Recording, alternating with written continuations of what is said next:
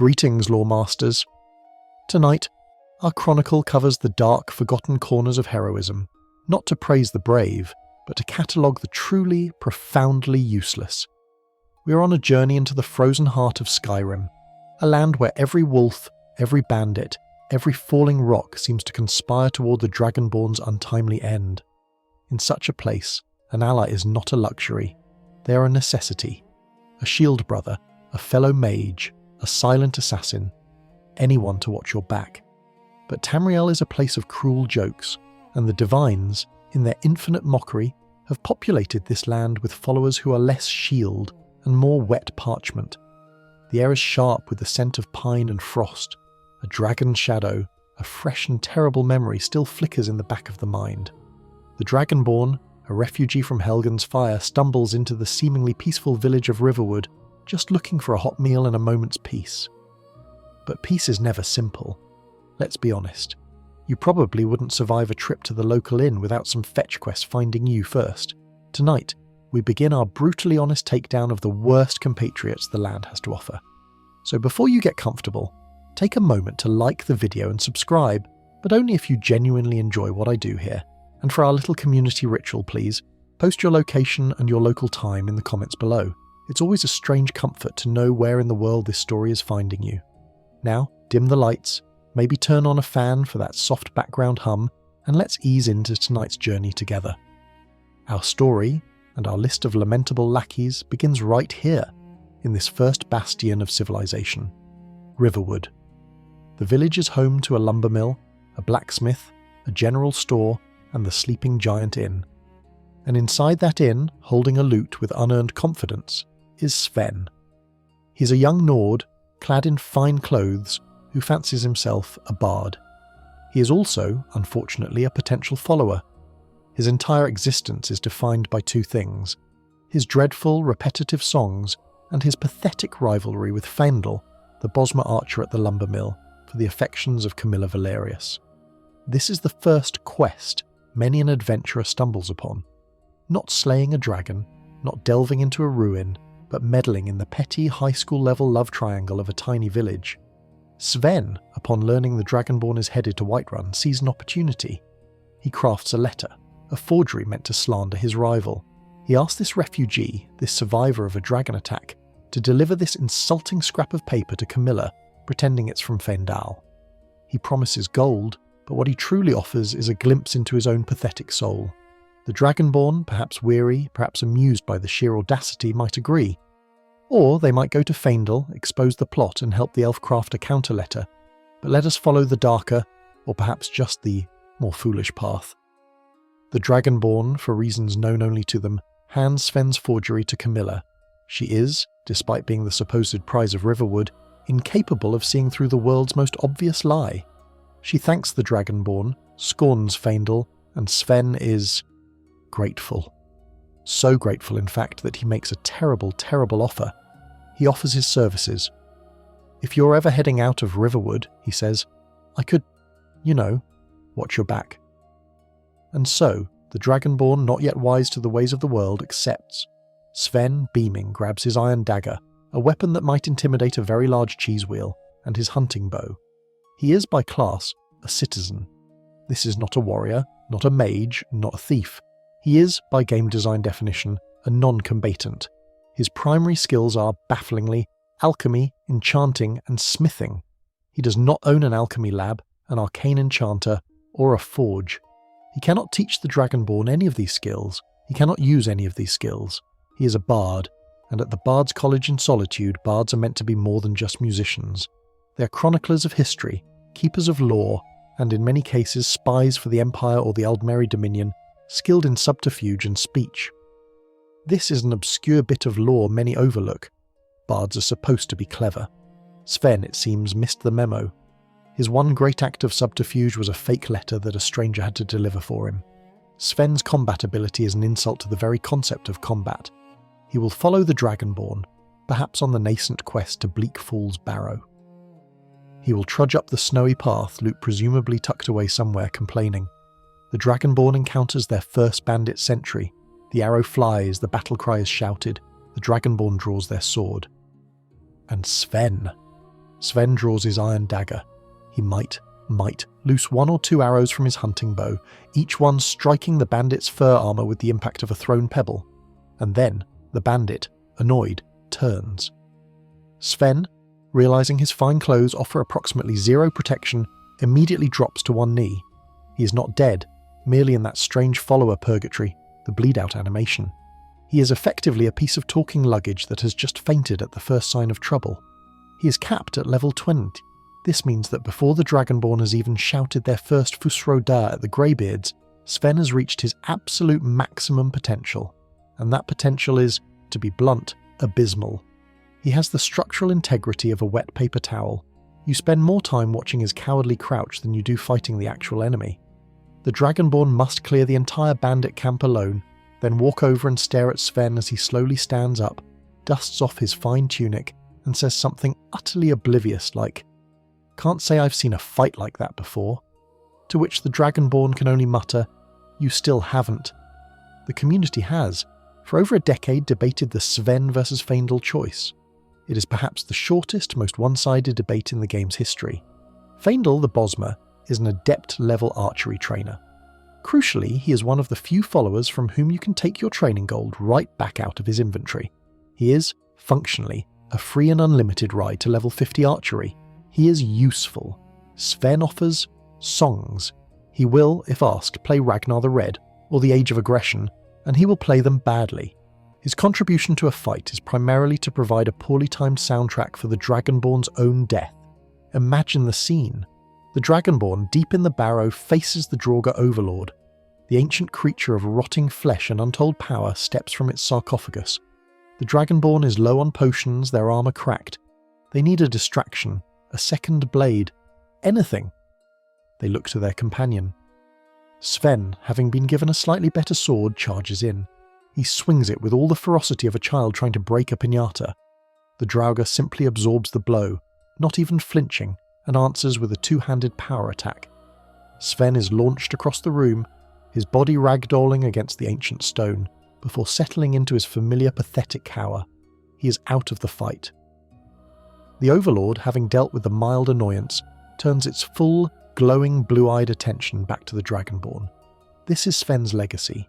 He is the first and perhaps most definitive trap. He teaches the player a vital lesson. Loyalty is not the same as competence. The most useful thing Sven ever does is carry your excess dragon bones back to Whiterun after you've done all the work, and even then, he walks so slowly you're tempted to just leave him in the snow. Dismissed back to Riverwood, he returns to the Sleeping Giant Inn, forever bitter, forever singing the same 3 looping melodies, a living monument to wasted potential and the Dragonborn's first most embarrassing mistake. The hero leaves him there, by the fire, and steps back out into the cold. The journey to Whiterun is still ahead, and the need for a real ally is now painfully, desperately clear. The journey from Riverwood winds north, then east, through the rocky, windswept plains of Whiterun Hold, and eventually into the geothermal, autumn-hued landscape of Eastmarch. The air grows sharper, tinged with the faint sulphuric scent of volcanic springs. The Dragonborn, having wisely, or perhaps angrily, deposited Sven back at the Sleeping Giant Inn, travels onward. They might be heading to Windhelm on grim business, or perhaps to Riften, or maybe they were just following a rumour of a dragon seen in the Highlands. Their path takes them through a small, struggling settlement huddled around a tavern and a mine, a place called Kynesgrove. It is here, seeking a warm fire and a horn of mead at the Braidwood Inn, that the Dragonborn encounters the next candidate for their wall of shame. His name is Roggi Knot-Beard. He is a Nord, a miner by trade, and a drunkard by passion. He is, unlike Sven, immediately likeable. He's jovial, full of stories, and possesses a beard that looks like it has, on occasion, been used to mop up spilled ale. He is the quintessential, harmless local, found in taverns across the land. He will greet the Dragonborn with a slur and a smile, buy them a drink, and if prompted, spin a tale about his grand lineage. He claims descent from a long line of warriors, a fact that seems utterly disconnected from the mead-soaked man swaying on the bar stool. And like all such men, he has a problem. He has a debt, a significant one, owed to the innkeeper Idra. But his real problem, the one he bothers the Dragonborn with, is one of family pride. He speaks of his ancestral shield, a relic of his forefathers lost in a forgotten cave. He asks the Dragonborn, this heavily armed stranger, to venture into this dangerous, beast-filled cavern and retrieve it for him. It's a classic fetch quest. If the Dragonborn agrees, Roggi is overjoyed. He promises, well, he doesn't promise much, but his gratitude seems genuine. Should the Dragonborn retrieve this shield, which is usually a mundane, randomly generated piece of equipment, Roggi is ecstatic. His honour is restored. His family name is, well, still attached to him, but he feels better about it, and in a fit of mead-fueled gratitude, he makes the same dreadful offer as Sven. "I'm a pretty good fighter, you know," he slurs. I could come with you. Watch your back." He is of course lying. He's not a pretty good fighter. He is by class a minor. This is somehow even worse than citizen. His actual skills are in smithing, enchanting, and, paradoxically, one-handed and block. This is where the story gets muddled in the most pathetic way. Roggi Knot-Beard, the man who sends you on a quest for his ancestral shield, has a default combat style that utilises a two-handed battle axe. He does not use a shield. He does not, in fact, seem to own a shield. The very heirloom you retrieved for him, the symbol of his family's honour, is a piece of equipment he is fundamentally unequipped to use in his preferred style of fighting. He just wanted it. To have it. Perhaps to hang on the wall of his non-existent house, a testament to a legacy he has no intention of continuing. But the Dragonborn, perhaps a glutton for punishment, or maybe just morbidly curious to see if anyone could be worse than Sven, accepts. Roggi, beaming, hefts his miner's pickaxe, or if he's feeling particularly martial, a rusty-looking battle axe, and he follows. Like Sven, Roggi Knot-Beard is capped at level 20. He has almost no health, no stamina, and his combat AI is a masterwork of suicidal ineptitude. His one and only strategy is to charge directly at the largest enemy in the room, battle axe raised, bellowing something incoherent about his ancestors. This charge lasts approximately 1 second. A single arrow from a forsworn, a swipe from a cave bear's claw, a gentle nudge from a giant. Any of these are enough to send Roggi into the now familiar, cowardly crouch animation.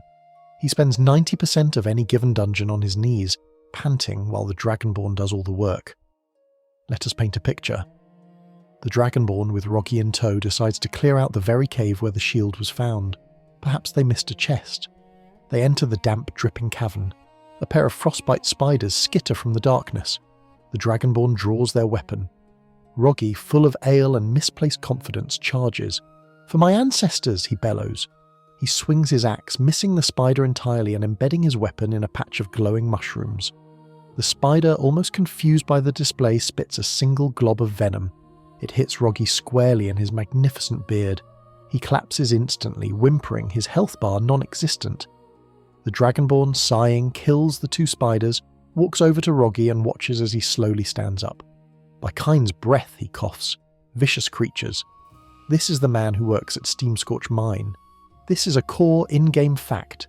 Kynesgrove is a small settlement whose entire livelihood depends on this malachite mine.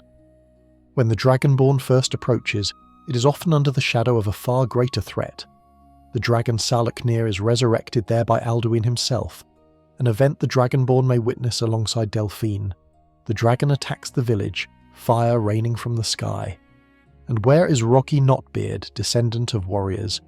He's hiding inside the Braidwood Inn, cowering with the other non-combatants, offering useless commentary while guards and the Dragonborn fight for his life. There is an obscure lore tidbit that makes his presence even sadder. Kynesgrove, as its name implies, is one of the most sacred sites in Skyrim, deeply connected to the goddess Kyne. It's mentioned in in-game books like the Great War as a site of a significant battle. This is holy ground, a place of warriors and faith. Roggi Knot-Beard, in his drunken stupor, is a living mockery of that sacred history. He is the modern, degraded Nord, all talk and mead, living on the reputation of ancestors he cannot even begin to emulate. The fan community has often debated Roggi's motives. Is he just a harmless, sad drunk, or is he a lazy con artist? The Roggi as a con man theory suggests he never lost the shield at all. He likely sold his ancestral shield for a month's worth of Blackbriar mead, and upon realising his family would be furious, concocted a story about a dangerous cave. He then uses the first gullible, weapon-clad adventurer who walks into the inn to retrieve a shield, any shield really, to pass off as his heirloom, clearing his name and his bar tab in one go. His offer to help is just part of the racid, an attempt to look grateful while knowing he'll be dismissed almost immediately. His existence is a joke, but a sad one. He is the friend who promises to help you move and then shows up, an hour late with no truck, and immediately asks to use your bathroom. He is pure, unadulterated dead weight. The Dragonborn, upon realising that Roggi's primary combat manoeuvre is get poisoned and fall over, quickly escorts him back to the Braidwood Inn. They leave him there by the fire, shieldless because he can't use it, and axeless because he's terrible with it. He's happier this way, and so, emphatically, is the Dragonborn. He lifts his tankard as the hero leaves. "Good luck out there," he calls.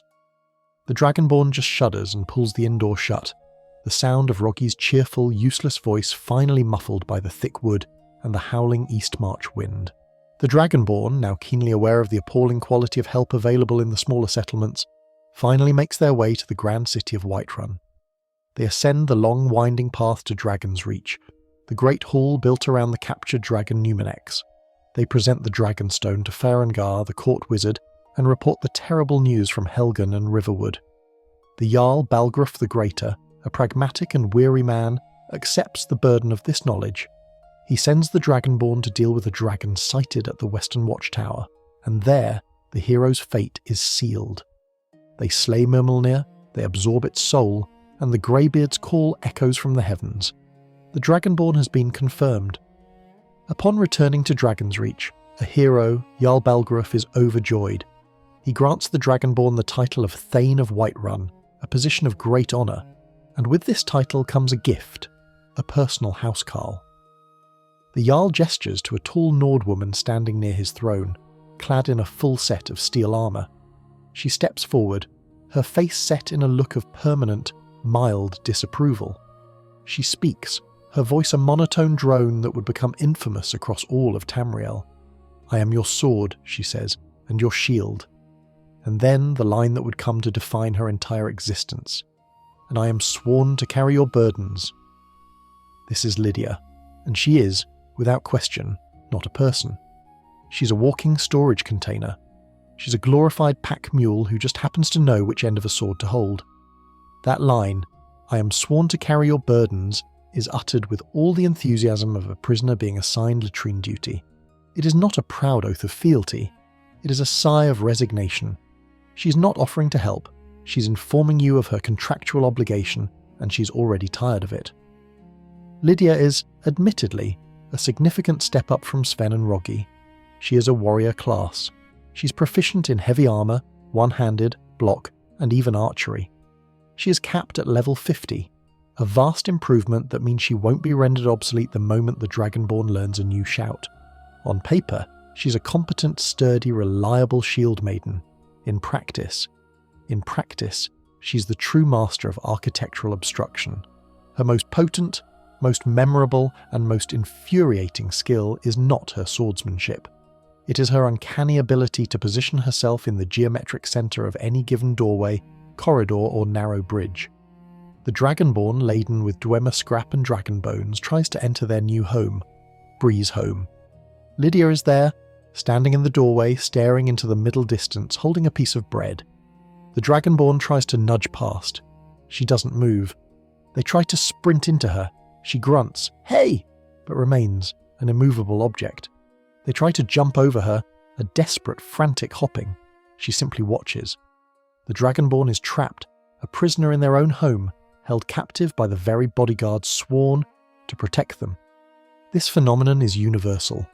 In the tight, claustrophobic corridors of a Nordic ruin, the Dragonborn will be trying to retreat from a Draugr Deathlord's Fus Rodar shout, only to find their path blocked by Lydia, who has decided this specific 3-foot-wide hallway is the perfect place to admire the stonework.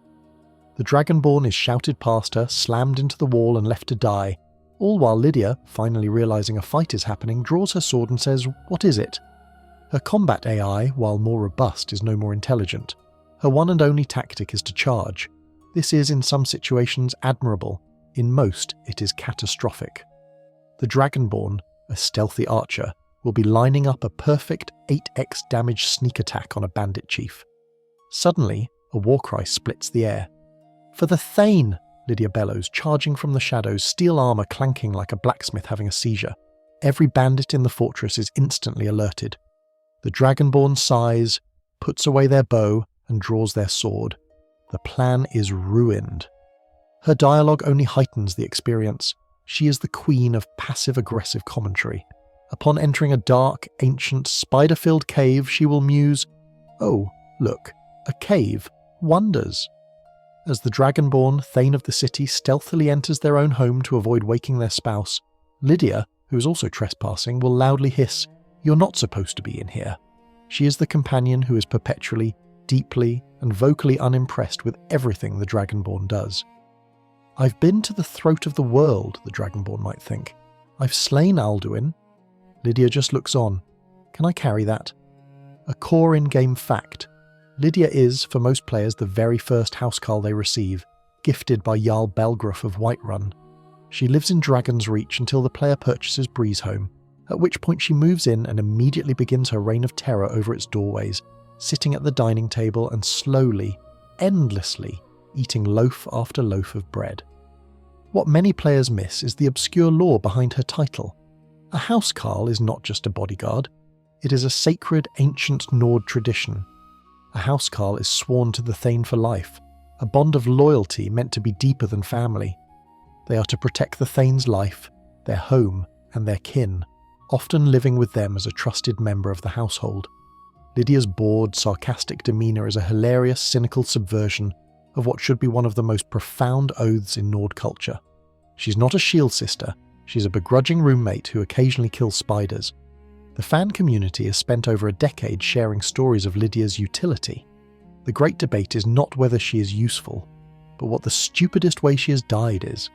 There is the Lydia versus the Giant story, where her suicidal charge results in her being launched into the stratosphere, a tiny, steel-clad speck disappearing against the morning sky. There are the tales of her standing blankly on a pressure plate, only to be crushed by a spike wall while the Dragonborn screams at her to move. And of course, the most common, the Dragonborn, in a chaotic battle with a dragon priest, unleashes a powerful spell, only for Lydia to sprint directly into the fireball. The Lydia's charge phenomenon is so well documented it has become a dark joke. She is ultimately iconic. She is, for better or worse, Skyrim's companion, but she is iconic for her flaws. She's the face of the game's clunky, lovable, and often infuriating AI. She's the burden she was sworn to carry. Eventually, the Dragonborn, wiser now, finds a new companion, one who understands the revolutionary concept of getting out of the way. They tell Lydia to wait here, perhaps in the musty bedroom of Breezehome, and she does. She sits at that table, eating that bread, forever. She is dismissed, not for a lack of strength, but for a profound lack of spatial awareness. The Dragonborn steps out of Breezehome, pushing past her one last time, and into the fresh, open air of Whiterun, finally free. The Dragonborn, breathing the free air of Whiterun, a city no longer defined by the immovable object in their own hallway, feels a sense of purpose restored.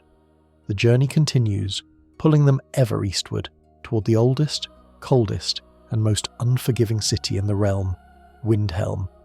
The road from Whiterun is long, past the ritual stones, through the sulphurous pools of Eastmarch, and finally across the great ancient bridge that spans the frigid waters of the White River. The city is a fortress of grey stone and bitter wind, the air thick with the smell of snow and the politics of rebellion.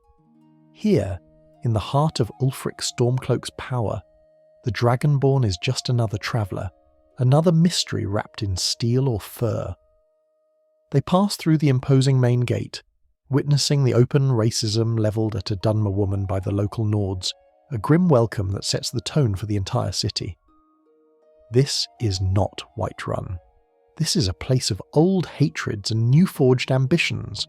The Dragonborn, perhaps seeking coin, or perhaps just drawn to the desperation that hangs in the air, makes their way down from the Stone Quarter, past the sad, crumbling grey quarter, and down to the ice-choked docks. Here, amid the Argonian dockworkers living in squalor, sits the Windhelm office of the once mighty East Empire Company. It is a sad-looking building, a shadow of the global enterprise it once was. Inside, a worried Imperial named Orthus Indario paces the floor. He speaks of ruin, not by war, but by pirates. A ruthless band known as the Bloodhawkers has severed the company's lifeline, strangling their trade and bleeding the office dry. He begs the Dragonborn to help, to travel to their fortress, Japhet's Folly, and put an end to their leader, Haldin. This is the quest known as Rise in the East. But the Dragonborn is not to go alone. Orthus, a man who clearly knows more about ledgers than longswords, says he has muscle. He directs the hero to the company's finest, their one-woman security force. Her name is Adelaisa Vendicci. She's an Imperial, wearing a set of studded armour that looks like it was issued, not chosen. She's not in the barracks. She's often found in the company office or wandering the docks. She speaks with the grim determination of someone who has been given a job they are profoundly unqualified for. She is, by game class, a warrior. But by every other metric, she is a clerk who has been handed a sword and told to solve a pirate problem. Adelaisa is the core of the assault team. The plan is for the Dragonborn to sail to the island fortress, where Adelaisa and a small token force of other East Empire mercenaries will join them. The journey itself is a hint of the disaster to come.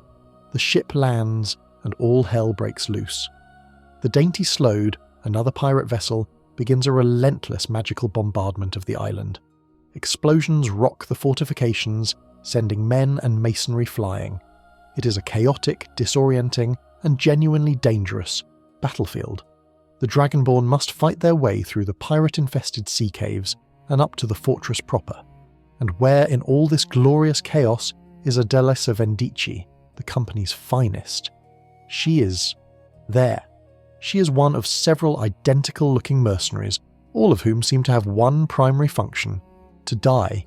She charges into battle with her Imperial sword and a hunting bow, her studded armour offering all the protection of wet cardboard against the pirate's hardened steel.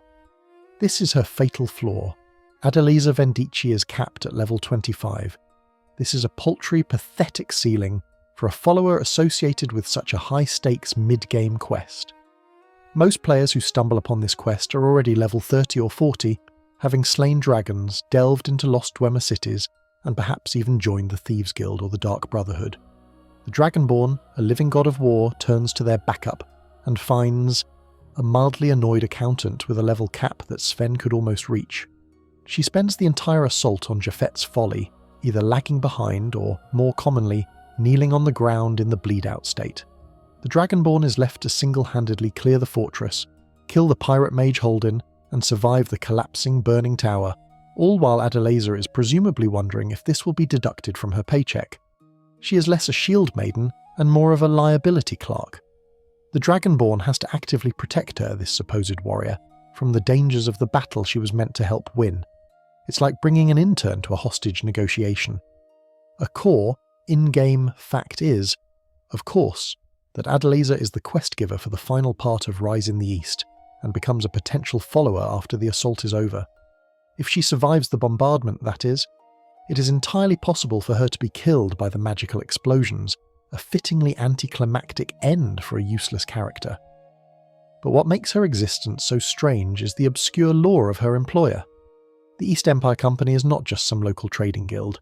As in-game books and history from previous games detail, this was the arm of the Septim Empire. It was a colossal, globe-spanning entity with its own navy, its own army, and the authority to annex entire continents.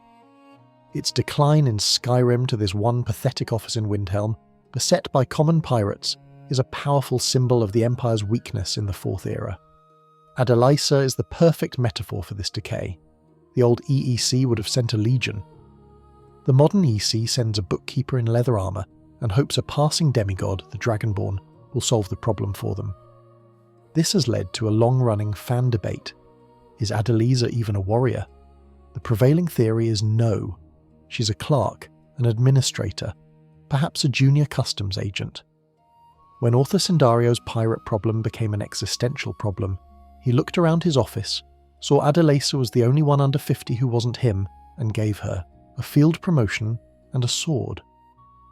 Her dialogue is all business. She doesn't speak of glory or honour or combat. She speaks of disruptions and company assets. She's all bureaucracy.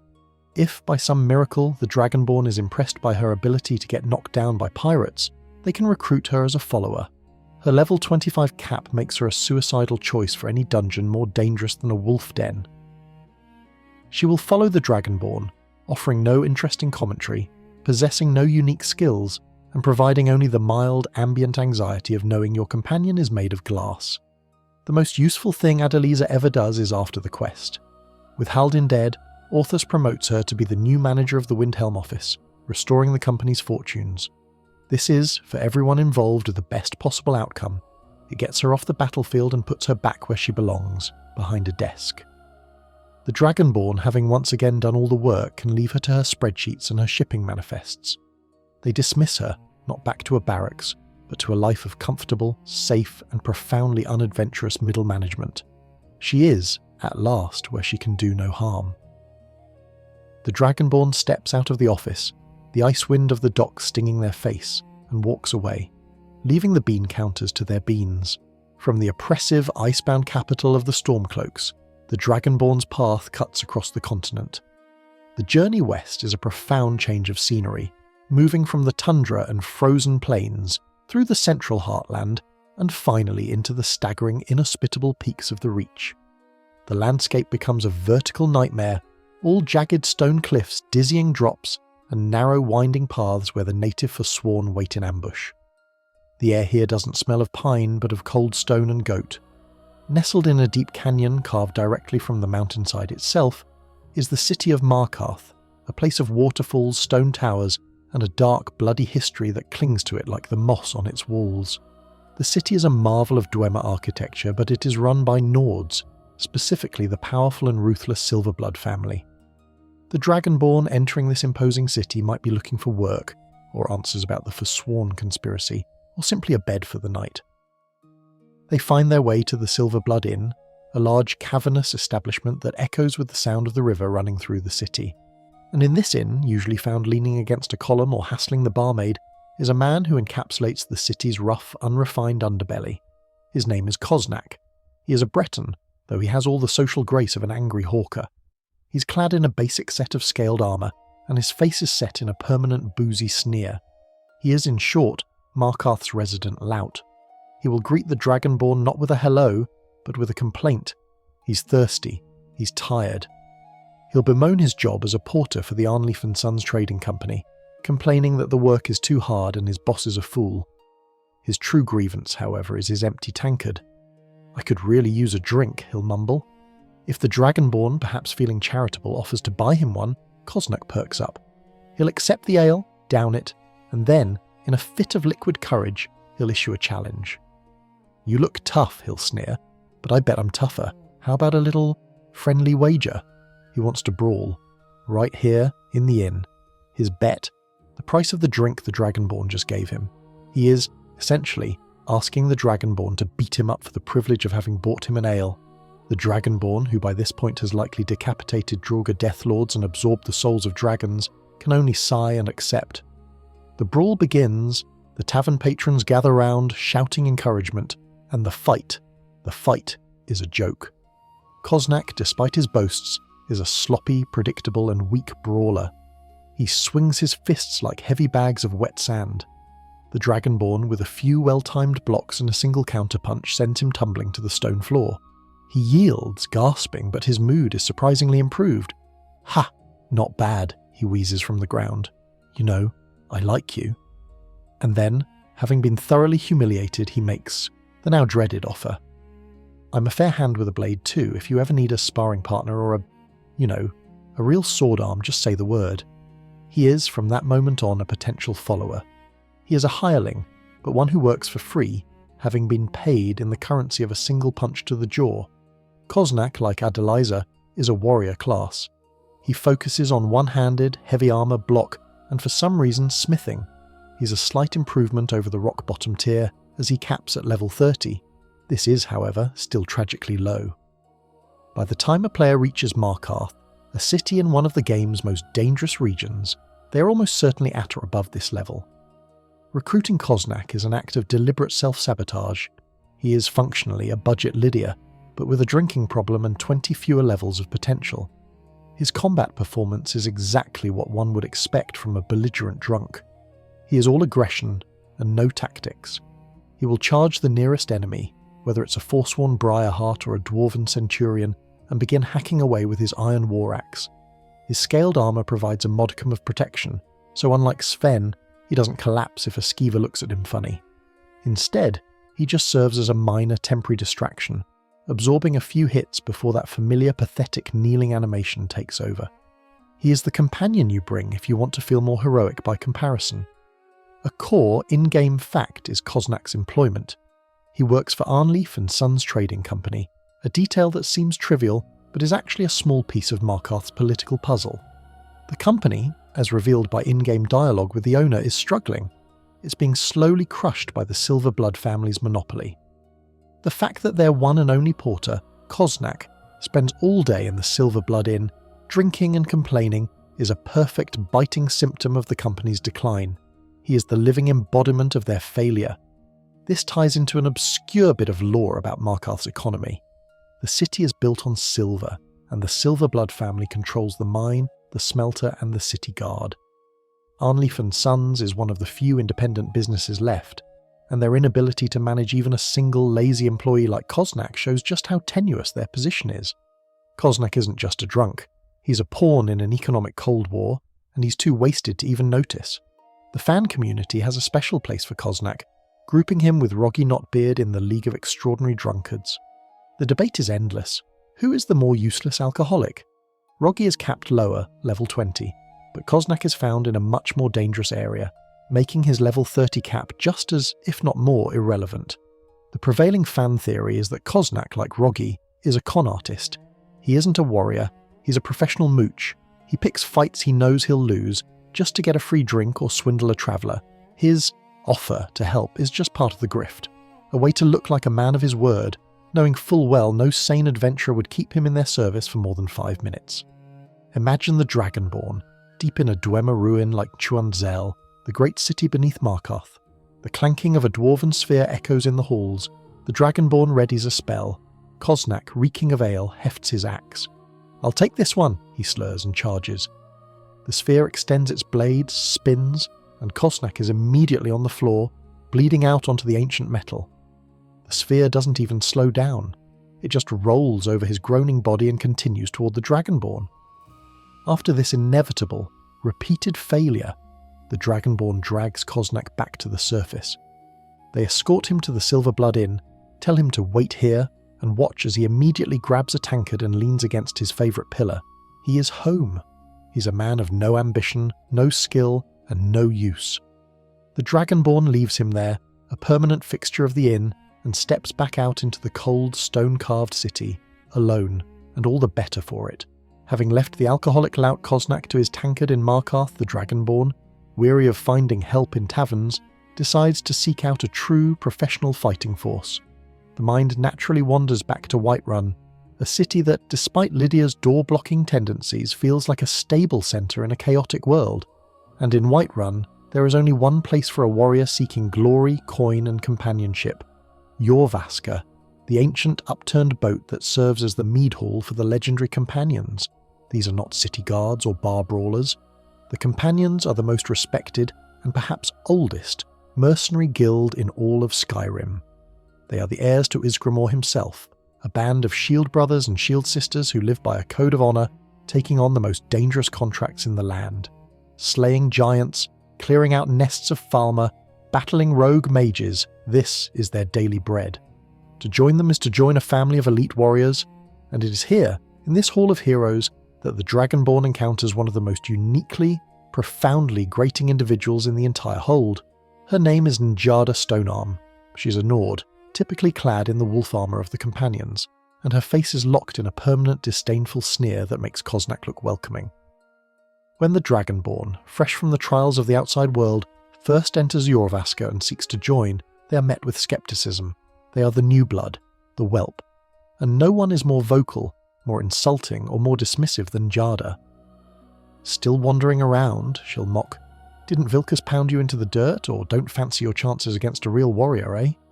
Her every line of dialogue is a barb, a dripping, condescending insult. She questions the Dragonborn's right to be there, mocks their abilities, and treats the Harbinger's chosen heir with absolute contempt. She is, in a word, unbearable. She never warms up to the Dragonborn, not even after they have single-handedly cleansed the guild of its lycanthropic curse, avenged the death of their leader Codlac Whitemane, and become the new Harbinger. Even as the master of the guild, the Dragonborn will walk past her, and she will still mutter, "Can't believe they let just anyone in these days." This attitude might be forgivable if she were in fact a real warrior. If she were the grizzled, god-tier veteran who had earned the right to look down on newcomers, her attitude would be understandable. But she is not. Njada Stonearm is, to put it kindly, a fraud. Let us examine her skills. She is by class a warrior, but her primary skills are not what you'd expect. Her highest and only truly proficient skill is block. She is in fact an expert level trainer in block, which is the one useful thing she does. This fits her Stonearm moniker, but her other skills are a joke. Her one-handed skill is mediocre. Her heavy armor skill is non-existent. She wears the light classified wolf armor, and her other major skill? Speech. Her combat prowess is built on blocking, insulting, and not much else. Worse still is her level cap. This elite warrior, this sneering veteran of the prestigious companions, is capped at level 25. This is 5 levels lower than the drunken lout Cosnach. This is the same level cap as Adelaisa Vendicci, the glorified clerk. The guards who patrol Whiterun, the nameless town guards, are capped at level 50. This means that by the time the Dragonborn is midway through the companion's questline, the average city guard is exponentially more powerful and durable than Njada. This is the core in-game fact that defines her uselessness. Njada Stonearm, a named member of the companions, is weaker than an anonymous guard. She's all talk, a paper tiger hiding in a hall of true lions like Ayla and Vilkas. She can teach the Dragonborn how to take a hit, but she cannot under any circumstances take one herself. This connects to an obscure bit of lore. The companions are, as a core in-game book the Pact explains, not technically a guild. They are a loose confederation of warriors, and their traditions are ancient. But in Skyrim, it's clear the companions are in a state of decay, torn between Codlac's desire to cure himself and the circle's lust for the beast blood. Njada represents a third problem, the rot of arrogance. She is the member who has coasted on the reputation of the companions without contributing to its glory. She has the title, she wears the armour, but she does not have the heart or the skill. The fan community has, unsurprisingly, a universal disdain for her. The great debate is simply, why is she so awful? The prevailing theory is that she's a bully who is deeply insecure about her own mediocre abilities. She insults the Dragonborn because the whelp is, within days of joining, already a vastly superior warrior. She sees her own inadequacy reflected in the Dragonborn's meteoric rise. Her speech skill isn't for bartering or persuasion, it's purely for trash talk, a game mechanic representing her one true talent. Imagine the Dragonborn, now Harbinger, deciding to teach her a lesson in humility. "Njada," the Dragonborn says, "you're with me, we have a giant problem." Njada sneers. "Fine, try not to get yourself killed." They arrive at the camp. A giant 8 feet tall and wielding a club the size of a tree trunk, bellows and charges. The Dragonborn readies their blade. Njada, full of unearned confidence, raises her shield. "You fight like a milk drinker," she yells at the giant. The giant, not understanding or caring, brings its club down. Njada's Stonearm meets the club. The block holds for a fraction of a second, and then the sheer kinetic force sends her ragdolling across the tundra. She lands in a heap, armour dented, and immediately drops into the bleed-out animation. She is, in a single hit, out of the fight. The Dragonborn, sighing, proceeds to kill the giant, its 2 mammoth companions, and loot the camp. They walk back to Njada, who slowly gets to her feet, dusts herself off and says, I almost had him. She is, in every sense, a burden. She is a drain on the morale of Jorvaska. Her only use is to take 75 levels worth of training gold in block, which the Dragonborn can then promptly take right back out of her inventory. She's a walking, talking skill up, and nothing more. The Dragonborn, having borrowed her for one disastrous outing, dismisses her immediately. "Wait here," they command. Here, of course, is Jorvaska. She returns to her favourite spot by the pillar, sneer firmly in place, ready to tell the next wide-eyed newcomer how they'll never be a real warrior. She is a living insult not just to the Dragonborn but to the legacy of Ysgramor himself.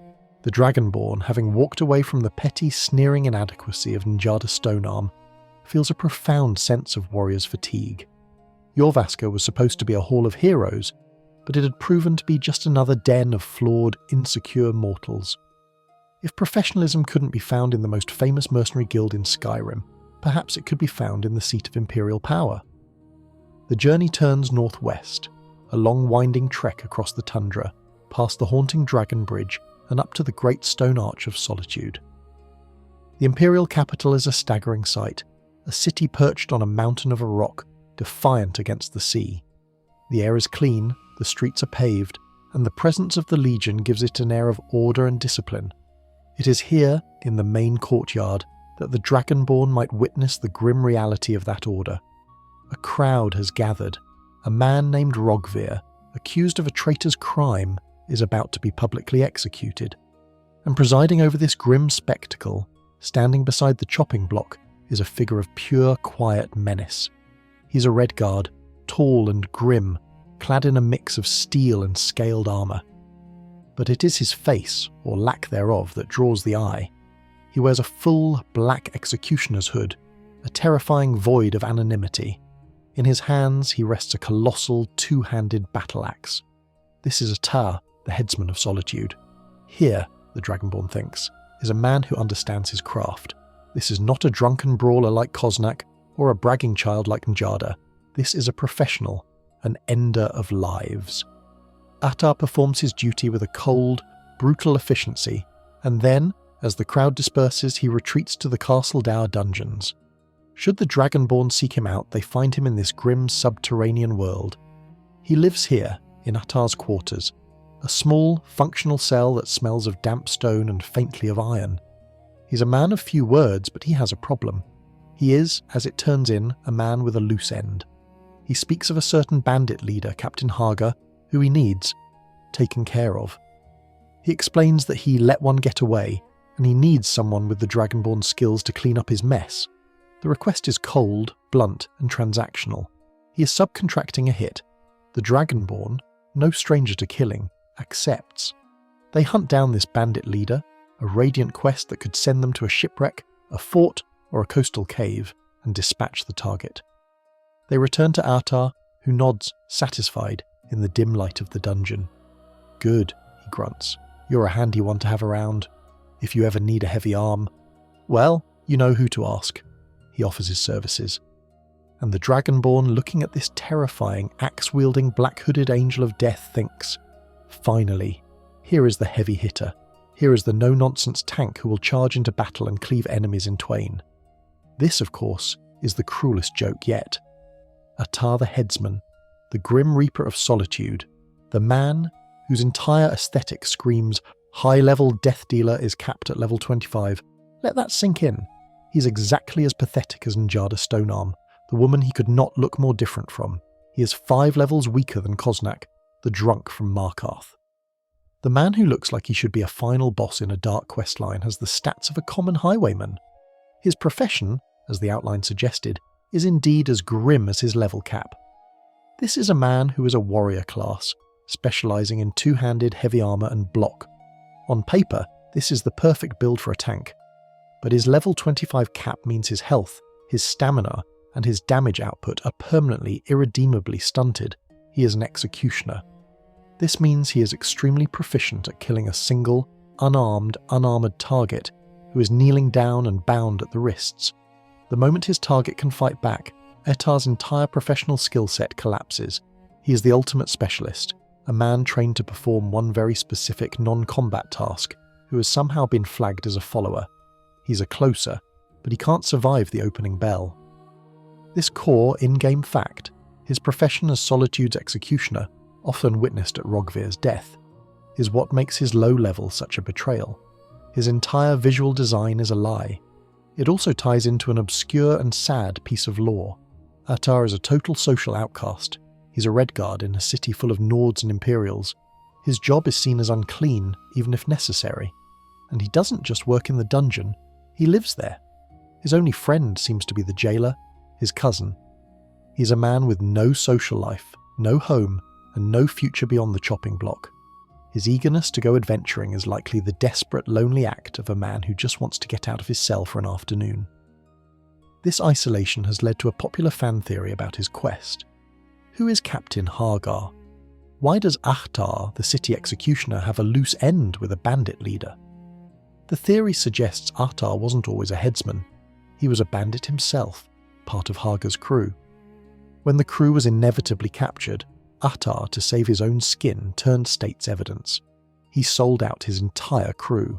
The Imperials, seeing his cold-blooded ruthlessness, gave him a choice: the block or the axe. He chose the axe.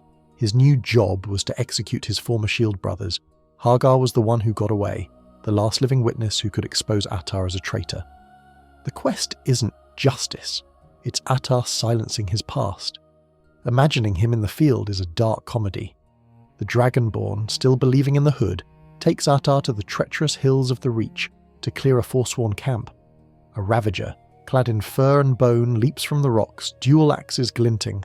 Ahtar, full of misplaced confidence, raises his great axe. "Time to die," he growls, his voice muffled by the Hood. He swings. The Forsworn, a creature of pure, agile rage, easily sidesteps the slow, telegraphed blow. The Ravager dances inside Ahtar's guard and sinks both axes into his chest. Ahtar, the symbol of imperial justice, just deflates. He makes a small wet sound and drops to his knees, his level 25 health bar vanishing in a single flurry. He is, once again, out of the fight, panting on the ground, leaving the Dragonborn to deal with the actual threat. He is, in the end, just another fraud. He is all aesthetics. He is the living embodiment of all hat, no cattle, or in his case, all hood, no good. The Dragonborn, after dragging his kneeling, groaning form out of the camp, escorts him back to solitude. They lead him down the stairs, back into the damp, cold dungeons. "Wait here," the Dragonborn commands. Ahtar nods, his black hood staring blankly, and turns to go back to his cell. He is, at last, home, where he can go back to the only thing he's truly good at. The Dragonborn leaves him in the dark and steps back into the bright, deceptive sunlight of the capital. The search for a real warrior growing more desperate by the day. The Dragonborn departs solitude, leaving the executioner to his grim subterranean life.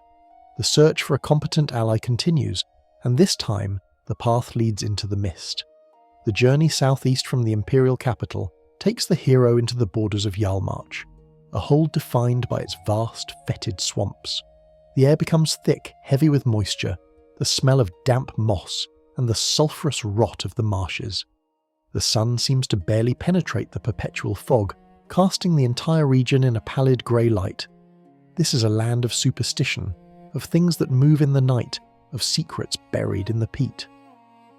At the centre of this gloom sits its capital, the town of Morthal. Morthal is less a town and more a collection of waterlogged wooden shacks built on the edge of a swamp. It is by any measure a miserable place. The locals are suspicious, insular and frightened. They mutter about vampires, about ghosts, and about their own Jarl, Uthgerd Ravencrone, a woman who they fear is lost to her prophetic visions, leaving the hold to rot. It is here, in this backwater of fear and fog, that the Dragonborn, seeking shelter at the Moorside Inn, finds the next great hero. His name is Benor. He's a Nord, tall and broad-shouldered, clad in a mix of iron and steel armour that has seen better days. He carries himself with a swagger that seems comically out of place in the dreary, quiet inn. He is, as he will immediately inform anyone who comes within earshot, the guardian of Morthal. He is its finest warrior, its strongest arm, its one-man defence force. He will greet the Dragonborn with a challenging look. "You think you're tough?" he'll ask, his voice a low boast. "I'm the toughest man in Morthal." He doesn't offer a drink, and he doesn't want to spar. He wants a wager. He wants a brawl, for 100 septims to prove his dominance. This is the core in-game fact of his character. He's not a drunk like Cosnach picking fights for ale. He's a braggart, a man whose entire identity is built on being the local champion, and he needs to defend that title, even against a stranger who looks like they've been gargling dragon souls. The Dragonborn, who has by now punched drunks, companions, and probably a few town guards, simply cracks their knuckles. The wager is accepted. The fight is, as expected, a formality. Benor is strong, but he is slow. He lumbers, swinging his big arms, but the Dragonborn, quick and seasoned, bobs and weaves, landing 3 clean, sharp blows to his jaw. Benor stumbles, his pride visibly deflating, and he yields. I can't believe it, he pants. You're stronger than you look. But like so many brawlers, defeat does not breed resentment. It breeds respect. I like you, he says, rubbing his chin. You know, if you ever need a real fighter, and I mean a real one, I'll join you. For free. We'd make a good team. And here, the Dragonborn might be tempted. Benor, unlike Cosnach, looks the part. He's a warrior class. He favours heavy armour and, crucially, 2-handed weapons. He looks for all the world like a proper frontline tank, a cheap budget version of Vilkas or Farkas from the Companions, and his level cap is 30. This is, on the surface, an improvement. It's better than Njada, 25, Ahtar, 25, and Cosnach, 30, but a drunk. A level 30 cap seems serviceable, but this is the trap. He peaks too early. A level 30 cap is, in the grand scheme of Skyrim, tragically low. The game's difficulty scales with the player. By the time the Dragonborn is level 35 or 40, fighting Deathlords, Master Vampires and Dragon Priests, Benor is not just outclassed, he is a liability. He is a man who hits his absolute maximum potential at a point that most players would consider the mid-game. His journey ends just as the Dragonborn's is getting serious. This is made all the more poignant by the obscure lore of Morthal itself. Benor's boast of being the toughest man in Morthal is an entirely hollow statement. Morthal has no tough men. It's a town of terrified peat farmers, a coven of vampires in waiting, and a Jarl lost in her own mind. The Jarl's housecarl, Gorm, spends his days complaining that he should be in the Legion, not protecting a half-mad seer. The other potential follower in town is Valdemar, who is a sorcerer, not a warrior. Benor's competition is non-existent. He is the champion of a league with only one team. His strength is a product of his environment, a big fish in a tiny, stagnant, foggy pond. This has led to a long-running fan debate. Is Benor just a simple braggart, or is he a man who is deeply, tragically deluded? The prevailing theory is the latter. He's not just putting on a show like Njada, who seems to know she's a fraud. Benor genuinely believes he's a great warrior because he's never faced a real threat. He lives in a swamp, brawls with other farmers, and has built an entire persona around this. The Dragonborn is likely the first real fight he's ever had in his entire life. His willingness to follow is the desperate act of a man whose reality has just been shattered, and he needs to see what real strength looks like. The Dragonborn, perhaps out of pity, or perhaps just needing someone to carry their loot from the vampire-infested Movarth's lair, recruits him. Benor, beaming with pride, hefts his great sword. "Lead on," he says. "I'll show you how a real mortal warrior fights." They enter a Nordic ruin, perhaps the infamous Labyrinthian nearby. The first Draugr appear. Benor charges, shouting a battle cry. He is not terrible. He swings his greatsword in wide, clumsy arcs, and his steel armour, often upgraded to steel plate which looks very impressive, clangs as it takes the hits. He successfully cleaves a few skeletons. He seems okay. Then they enter the main chamber. A Draugr scourge, its eyes glowing with a cold, blue malice, steps from its alcove. It unleashes a disarm shout. Benor's great sword clatters too, the floor 50 feet away. He is now effectively a very angry man in a tin can. He pulls out a tiny iron dagger and charges, his one-handed skill laughably low. The scourge just swats him. Benor goes down, kneeling, his level 30 health bar instantly deleted. The Dragonborn, sighing, must now fight the scourge and its entire legion of undead while their guardian whimpers in the corner. He is the follower who gives you just enough false hope to be truly disappointing. He is the definition of peaked in high school. His potential is reached and exhausted before the Dragonborn has even found all the words to unrelenting force. He is dismissed inevitably back to Morthal. The Dragonborn leaves him at the Moorside Inn, where he can go back to his brawling, his boasts and his title.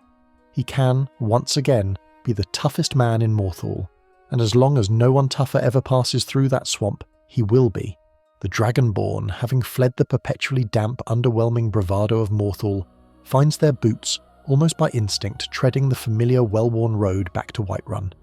The city feels like home, or at least the closest thing to it. The air is clear, the plains are wide, and Dragon's Reach stands on its hill, a promise of stability in a land of fog, swamps, and grim dungeons. Jorrvaskr is a disappointment, full of sneering, underleveled bullies. Dragon's Reach is a seat of power, not a recruiting hall. And so, the Dragonborn, parched and still searching, pushes open the heavy wooden door of the Bannered Mare. The inn is warm, a welcome contrast to the cold plains. A fire roars in the central pit. The bard Mikael is, for once, not singing, and the air smells of roasted meat and spilled ale. This is the true heart of Whiterun, the place where its citizens gather. And in a corner, sitting alone, her face a mask of thunderous discontent, is Uthgerd. She's an imposing figure, not just a braggart in iron, like Benor, not a drunken lout in scales, like Cosnach. Uthgerd the Unbroken is clad in a full, gleaming set of heavy steel plate armour. Her two-handed greatsword is propped against her table. She looks, in every respect, like a professional, high-tier warrior. She radiates an aura of pure, unadulterated, do not mess with me. The Dragonborn, of course, does just that. Upon approaching her, Uthgerd's greeting as a challenge is not a request for a drink or a boast to be countered. It's a simple, blunt question. You looking for a fight? She's bored, she's angry, and she wants to hit something. She offers a wager, 100 septims, her gold against the Dragonborns to see who is left standing. This isn't a plea for friendship, it's a test of strength, pure and simple. The Dragonborn, now a connoisseur of tavern fisticuffs, accepts. The patrons clear a space. Uthgerd, unlike the sloppy brawlers before, is a decent fighter. She has reach, and her punches land with the weight of her steel gauntlets. But she is, in the end, just another brawler. The Dragonborn, seasoned by dragons and Draugr deathlords, is a blur of motion. A quick dodge, a jab to the ribs, a hard cross to the jaw.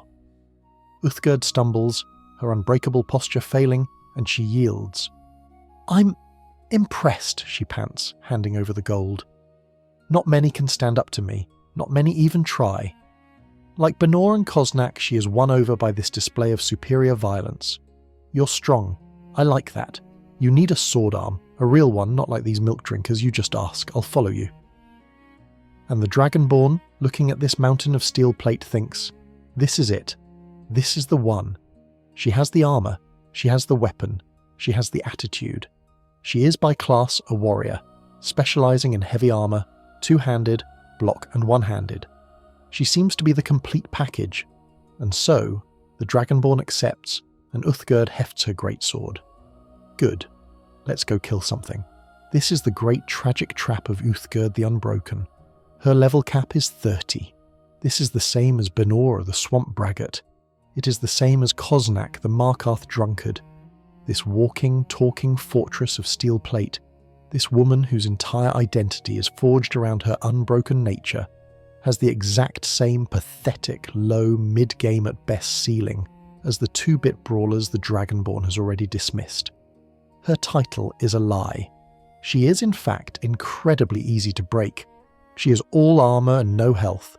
She's a beautiful, expensive porcelain-plated vase, and the first giant's club or Draugr's shout is going to shatter her into 1,000 pieces. Her story, the core in-game fact of her existence, only makes this more tragic. If the Dragonborn asks why she's in the inn, and not in Jorrvaskr, a place she seems tailor-made for, she scoffs. The companions? Bunch of soft-hearted whelps. She explains that she did try to join. They set her a test, as they do all new recruits, a simple brawl to prove her mettle. As she tells it, her opponent pulled a blade, so she had to kill him. The companions, in her view, were cowards who couldn't stand the sight of a little blood, and they kicked her out. This is where the obscure lore comes in. The man she accidentally killed was not just some random whelp. In-game files and developer notes hint that he was a relative of one of the senior members, specifically Vilkas. She didn't just fail a test, she murdered a guildmate's kin during a fistfight. Her accident was a display of such profound, uncontrolled, murderous rage that even a guild of werewolves found her to be too much. The fan community has debated this for years. Is Uthgerd lying, or did the recruit really pull a blade? The prevailing theory is that Uthgerd is an unreliable narrator, blinded by her own ego. She is the Unbroken, so she could not have been at fault. She likely beat the recruit so savagely and so disproportionately that she killed him and then claimed he pulled a blade to justify her own lack of control. Her title isn't one she earned, it's one she gave herself to mask the shame of her greatest failure. The Dragonborn, unaware of this statistical time bomb, leads her out of Whiterun, proud to have such an imposing warrior at their back. They head east, perhaps toward the 7,000 steps of High Hrothgar. They encounter a frost troll. The beast, all matted fur and dripping claws, bellows and charges. Uthgerd, with a cry of "For the glory!" charges to meet it. Her greatsword sings, and it connects. She does decent damage. But then the troll swings back, and it swings again and again. The troll's attacks are fast, powerful, and relentless, and Uthgerd, in her full steel plate, just melts. Her level 30 health bar, which has no room to grow, evaporates under the onslaught. Within 5 seconds, the Unbroken is on her knees, broken. She is panting in the bleed-out state as the troll's health, which she, barely dented, begins to regenerate. The Dragonborn, sighing, is left to deal with the monster alone. She is the ultimate glass cannon, but without the cannon part.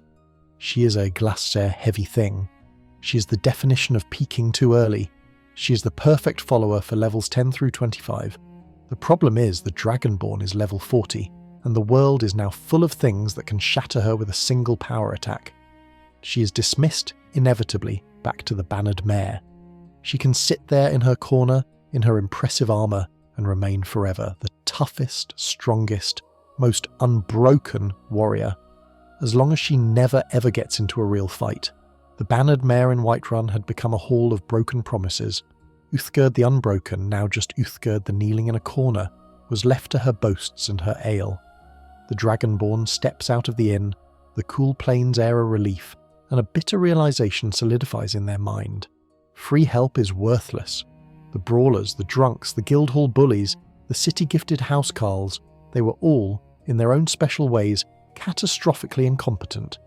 They were a drain on resources, a risk to mission success, and most of all an annoyance. The Dragonborn was done with charity.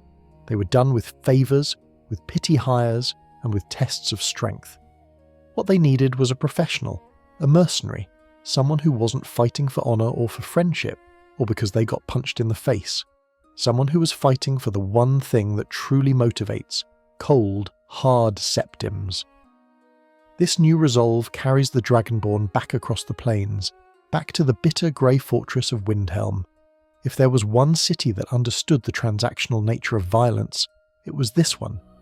They bypass the Grey Quarter, ignore the Palace of the Stormcloaks, and head straight for the one place a professional killer might be found drinking, the Candlehearth Hall. It is, by Windhelm standards, a cosy place. The central fire, a unique design from which the inn gets its name, burns brightly, and there, sitting at a table as if he owns it, is a man who radiates pure, unadulterated mercenary confidence. He's a Nord, large and bearded, clad in a full set of steel armour. He is not Uthgerd, simmering with rage. He is not Benor, puffed up with false pride. He is relaxed. He is waiting.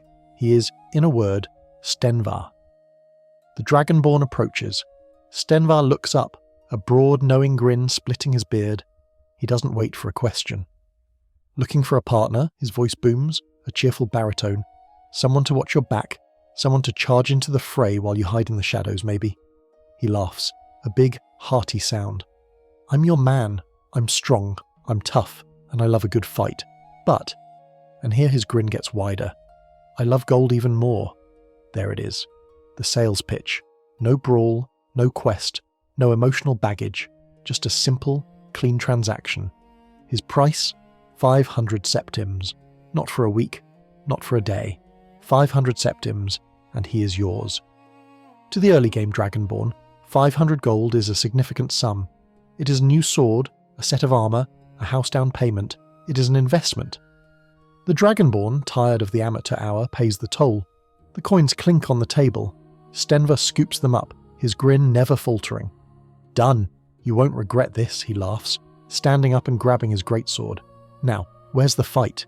Who do we get to kill? And so, the Dragonborn acquires Stenvar. He is, on paper, everything they've been looking for. He's a warrior class. He specialises in heavy armour and two-handed weapons. His starting kit is solid steel, and most. Enticingly, his level cap is 40. At last, the Dragonborn thinks, a follower who won't be immediately mulched by a frost troll. A level 40 cap is respectable. It's not god tier, but it's 10 levels higher than Benor and Uthgerd. It's 15 levels higher than Njada and Ahtar. This could work. The problem is not that Stenvar is weak. The problem is not that he is a coward. The problem is that he is profoundly mediocre. He is the most generic, boring, and uninspired warrior for hire in the entire game. And you paid for him. His combat AI is the same suicidal charge template as Lydia, Benor, Uthgerd, and every other mindless tank in the game. He has no unique tactics. He has no special abilities. He will see an enemy, he will bellow, and he will charge, greatsword swinging. He will soak up a few hits, do some decent damage, and then, against any serious threat, he will drop to his knees, panting. His 10 extra levels just mean it takes him 3.5 seconds to go down instead of 2.8. He is functionally a slightly more durable version of Uthgerd. He is Stenvar the slightly more difficult to break. This is the core in-game fact. Stenvar is a hireling, found in Windhelm's Candlehearth Hall for 500 gold. This transactional nature is his entire identity, and this is where the obscure lore of the mercenary trade comes in. In Tamriel, mercenaries are a dime a dozen. In-game books mention sellswords who are little more than bandits with a contract. They have no loyalty. They have no code, unlike the companions. They have no duty, unlike a housecarl. Stenvar embodies this. His dialogue is all about his pay. Can't wait to get my hands on that gold, he'll muse as you enter a Draugr-infested crypt. This had better be worth it, he'll grumble, as if the Dragonborn is his employer and not his partner. The fan community has long debated the Stenvar value proposition. Is he a good deal? The overwhelming consensus and the brutal truth is no. He is a terrible deal. Why? Because you can get better for free. Lydia, for all her door blocking, has a higher level cap, 50. The companions, once the main quest is done, offer followers like Vilkas and Farkas, also L50. Stenvar is the premium name brand product that is, in every measurable way, inferior to the store brand you were already given. You're paying 500 gold for a follower who is worse than the one Jarl Balgruuf gives you as a housewarming gift. He is in essence a scam. He is the first lesson in economics in Skyrim. He teaches the player that cost does not equal value. He's a big, hearty, boisterous fraud using his charm and his steel armour to con you out of 500 septims. The Dragonborn with Stenvar in tow clears a bandit fort. Stenvar performs adequately. He kills a few bandits. He gets knocked down by the chief. He gets back up. He complains about the pay. The Dragonborn, upon looting the chief's chest, recovers 250 gold. They have, in effect, spent 500 gold to make 250. Stenvar is not a companion. He's a net loss. He's dismissed, not with anger, but with the cold, quiet resignation of a poor investor.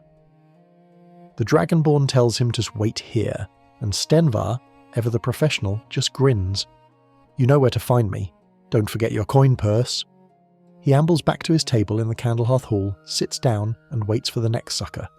The Dragonborn, 500 gold poorer but infinitely wiser, steps back out into the cold Windhelm air, realising that if they want a competent partner, they'll have to find one who isn't for sale. The mercenary Stenvar was left to his overpriced ale in Candlehearth Hall, a monument to bad investments. The Dragonborn was now truly, profoundly adrift. The search for a good follower had been a catalogue of failures, a journey through the 9 holds of incompetence, the drunks, the braggarts, the bullies, the doorframes, the con artists. They had all been weighed, measured, and found catastrophically wanting. The Dragonborn, disillusioned, gave up the search. There would be no more tavern brawls, no more 500 septim gambles.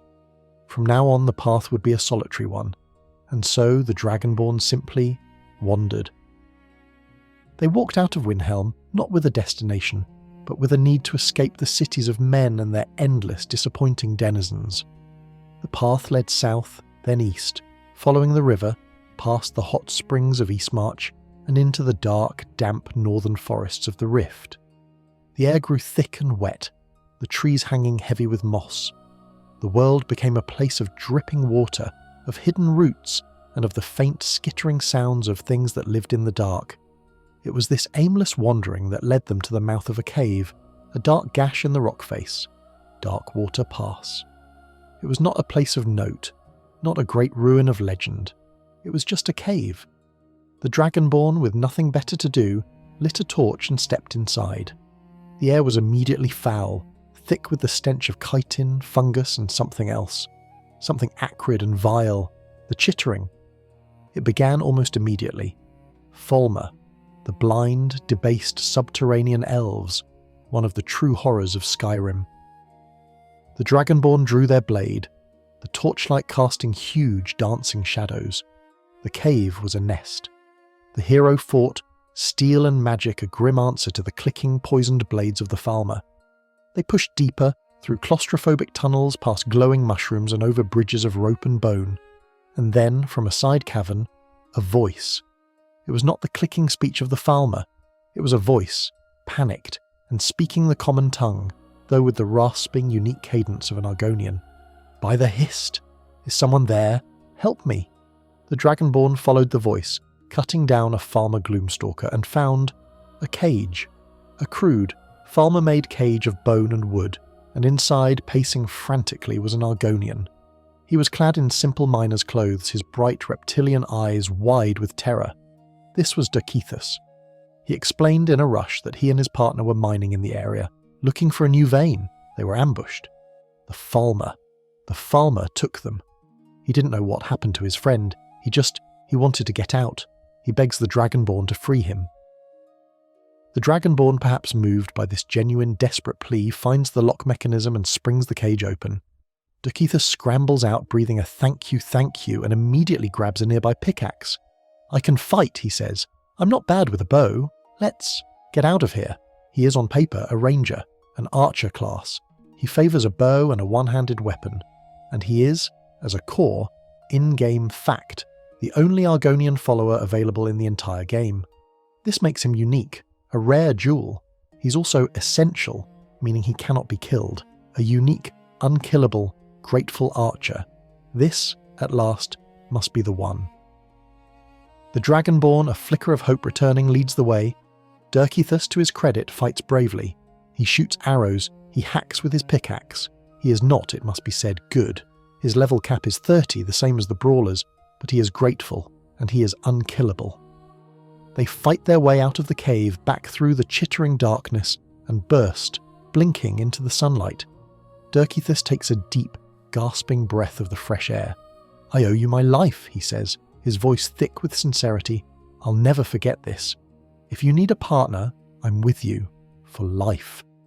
This is the promise, and now here is the reality. Derkeethus is, quite possibly, the most broken follower in the history of Tamriel. His problem is not his level cap. It is not his dialogue. It is his very code. He is a masterpiece of buggy, non-functional AI. His primary character-defining bug is this. His AI package, the script that tells him what to do, is permanently, fundamentally broken. His go-home package, which should be disabled upon recruitment, is not. It is always active. This package tells him to return to his home at Darkwater Crossing. So, the Dragonborn, with their new, loyal follower, fast travels to Whiterun. And Derkeethus is not there. The Dragonborn waits. An hour, a day. He does not appear. Confused, the Dragonborn fast travels back to Darkwater Crossing, the little mining camp he is from, and there he is, standing by the campfire as if nothing happened. "Good to see you," he'll say, his reptilian face impassive. He will, at every opportunity, abandon the Dragonborn to go home. If you ride a horse, he will decide this is a good time to walk back to Darkwater. If you fast travel, he has a 50-50 chance of just not arriving. This is the great fan debate. How do you fix Derkeethus? The community has developed a series of bizarre ritualistic workarounds. You have to tell him to wait in the cave, then tell him to follow, then sneak out of the cave, then walk, do not fast travel, to the nearest city, and then he might work. His essential status is not a blessing, it is a curse. Because he cannot die, he can get stuck forever. He can fall into a piece of a geometry, trapped in a rock, and you will not be able to get a new follower because the game thinks your current follower is just in a rock. He becomes a ghost, a null follower, taking up your one and only follower slot while he is somewhere, probably walking back to Darkwater. This is made all the more sad by the obscure lore of his situation. He's one of the few Argonians in Skyrim living freely among Nords, not relegated to the Windhelm docks. He's a functioning, integrated member of a community. His loyalty is genuine. The game's code, however, has betrayed that loyalty. The Dragonborn, after the third time they arrive at a dragon slaying, only to realise their unkillable archer is on the other side of the map walking home, finally gives up. They don't dismiss him. They can't. He's already gone. They just abandon him. They walk away. He is the one follower who is a technical liability. He is not a person. He is a glitch, a bug, a broken piece of script that just happens to have a name and a bow. He is, at last, truly the most useless of them all, because he isn't even there. The Dragonborn was, at this point, a lonely entity. The last attempt at companionship had been Derkeethus, a follower so broken he didn't just fail in combat, he failed to exist in the same physical space as his leader. He was a ghost in the machine, a broken promise of loyalty, perpetually walking home to a campsite that the Dragonborn had long since forgotten. The solitude was no longer a choice, it was a necessity. Every tavern, every dungeon, every city had offered its finest, and every single one had been a profound, soul-crushing disappointment. This weary, cynical Dragonborn returns, as they always do, to Whiterun and to Jorvaskr. But this time, it is not as a supplicant, not as new blood. It is as the Harbinger. They are the leader of the companions, the master of the guild, the one who sits in Codlak's chair. And as Harbinger, they have a guild to run, and a guild needs, well, it needs members. The old guard is a mix of the competent but moody, Isla, Vilkas, Farkas, and the utterly useless Njada. But what about the new generation? When the Dragonborn first joined, they were not the only whelp. There were others, and sitting at the long table in the main hall, nursing a mead and looking for all the world like a starstruck fan, is Rhea. She's a young Imperial, her face bright and unlined by the horrors the Dragonborn has seen. She's clad in the wolf armour, and it seems to fit her awkwardly, as if she's a child playing dress-up in her parents' gear. When the Dragonborn, the Harbinger, approaches, she's a flurry of breathless enthusiasm. "Harbinger, it's good to see you. Are we going to fight something? I'm ready. Just point me at what needs killing." Her enthusiasm is a physical force. It is, for a moment, almost refreshing. She's not a sneering bully like Njada. She's not a cynical, overpriced mercenary like Stenvar. She genuinely believes in the companions. She believes in the glory, the honour and the adventure. She is, in short, a true believer. And as a member of the Circle, the Dragonborn can now command her to follow. "I'm ready, Harbinger," she'll chirp, grabbing her steel sword. "This is going to be great." The Dragonborn, with the lowest possible expectations, accepts. Perhaps, they think, this raw, unfiltered enthusiasm can make up for a lack of skill. Maybe her spirit is what matters. It is not.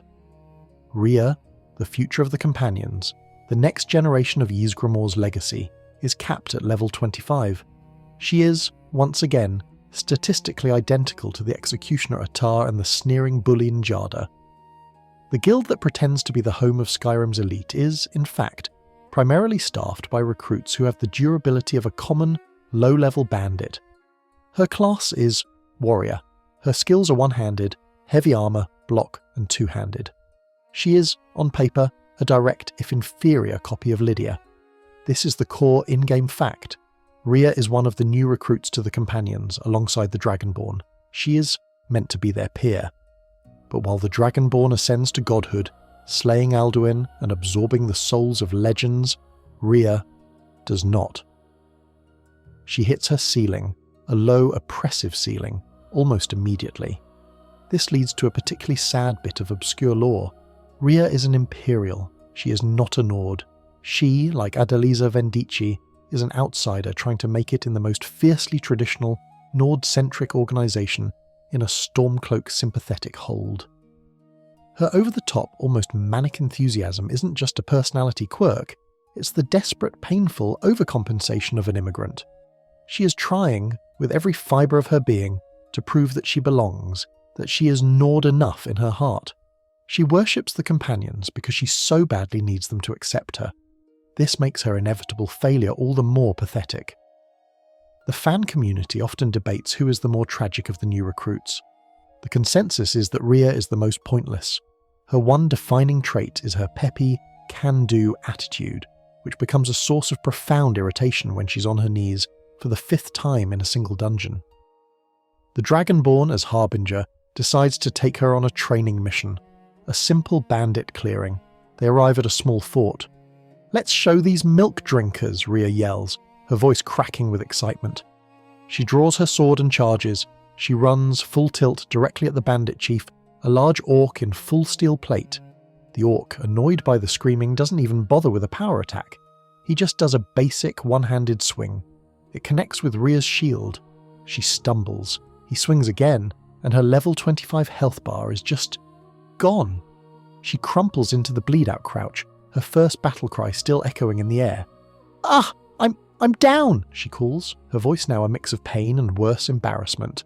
She's all accelerator and no engine. She's a puppy full of boundless, stupid, suicidal energy, and the Dragonborn has to spend the entire fight not just killing the enemies, but making sure they don't accidentally hit Rhea with a stray spell, as she's permanently in the downed state, directly in the middle of the combat zone. The Dragonborn, with the patience of a saint, clears the fort. They walk over to Rhea. She stands up, her face flushed. "Wow, we did it, Harbinger," she says, as if she contributed. The Harbinger does not even sigh. They just turn and walk away. They lead her back to Jorvaska. They walk into the main hall. "Wait here," the Dragonborn commands. "Oh, okay," Rhea says, her enthusiasm undimmed. "Just waiting, ready for the next fight." The Dragonborn leaves her there by the fire forever. She is dismissed back to a life of being the guild's cheerleader, a mascot in wolf armour. Her enthusiasm, her only gift, is sadly no substitute for a health bar. Rhea was left by the fire in Jorvaska, her boundless, useless enthusiasm a tiny flickering candle in the great smoky hall. The Dragonborn, the Harbinger, did not feel like a leader. They felt like a weary manager who had just given a failing employee their final warning, knowing it was pointless. The mead hall felt smaller, its legendary rafters oppressive. The companions were not a guild of heroes. They were a dysfunctional family, and the Harbinger was the new patriarch who had just discovered the family finances were a disaster, and the children were all, to a one, incompetent. But the new blood was not just Rhea. There was another. Sitting at a different table, nursing his own drink, was the other whelp who had joined at the same time as the Dragonborn. He was the quiet one, the blank one. His name was Athis. Where Rhea was an Imperial trying desperately to be a Nord, Athis was a Dunmer, a dark elf. This, in itself, was a profound statement. He sat in the hall of Ysgramor, the legendary Atmaran who had famously waged a genocidal war against the elves. He was a non-human in the most human-centric Nord-focused organisation on the continent. And unlike Rhea, he was not overcompensating. He was not loud. He was not enthusiastic. He was, in fact, barely anything. He wore the wolf armour with a quiet professionalism.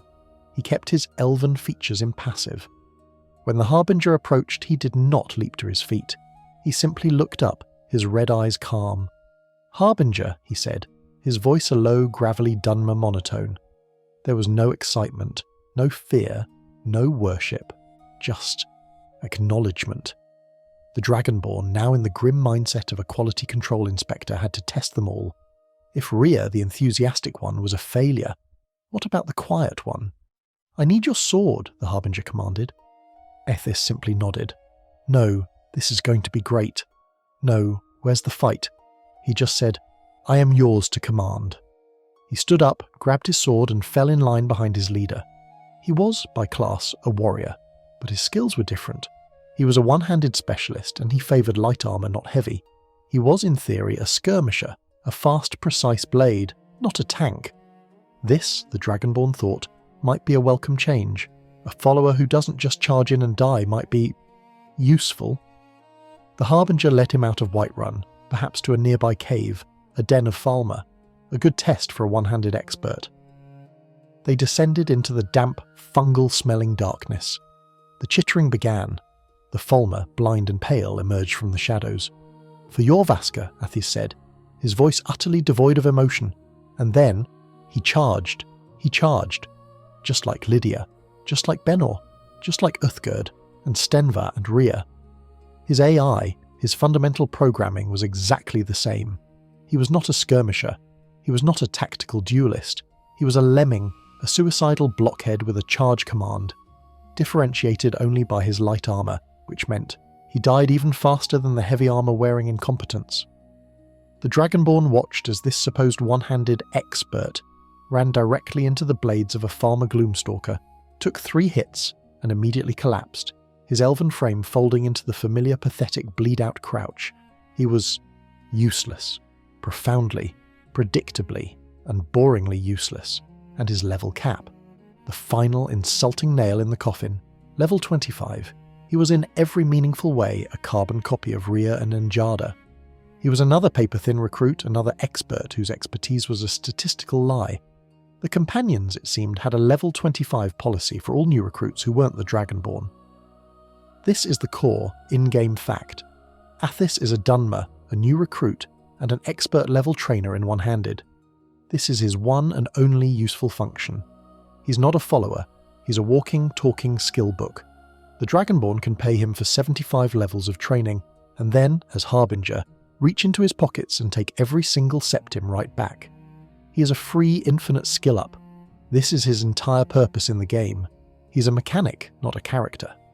His very presence in Jorvaskr is the most obscure and unexplained piece of lore in the entire guild. Why is a Dunmer in the Companions? The Companions revere Ysgramor. Their hall is built around his legend.